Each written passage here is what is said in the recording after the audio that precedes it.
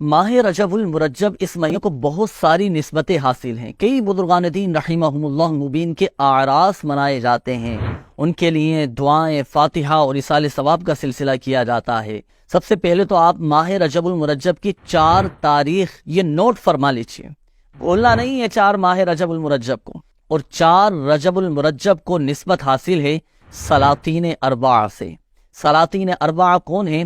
یہ 4 بزرگان دین رحمہم اللہ المبین ہیں جو چاروں سمتوں کے بادشاہ ہیں، اور روحانیت میں ان کو بہت اعلیٰ مقام حاصل ہے۔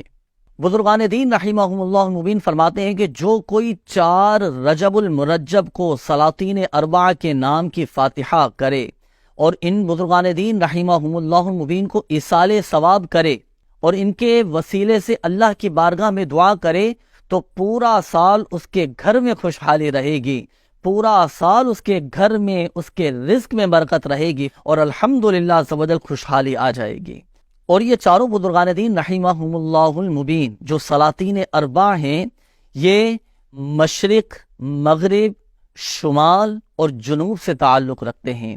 ان بزرگان دین رحمہم اللہ المبین کے نام بھی آپ نوٹ فرما لیجئے۔ حضرت خواجہ عبد الکریم مغربی رحمۃ اللہ تعالی علیہ، حضرت خواجہ عبد الرحیم مشرقی رحمۃ اللہ تعالی علیہ، حضرت خواجہ عبد الرشید شمالی رحمۃ اللہ تعالی علیہ، اور حضرت خواجہ عبد الجلیل جنوبی رحمۃ اللہ تعالی علیہ۔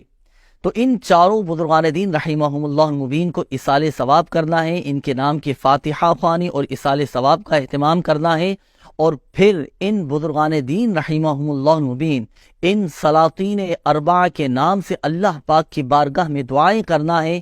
انشاءاللہ الکریم اللہ کی رحمت سے پورا سال خوشحالی رہے گی۔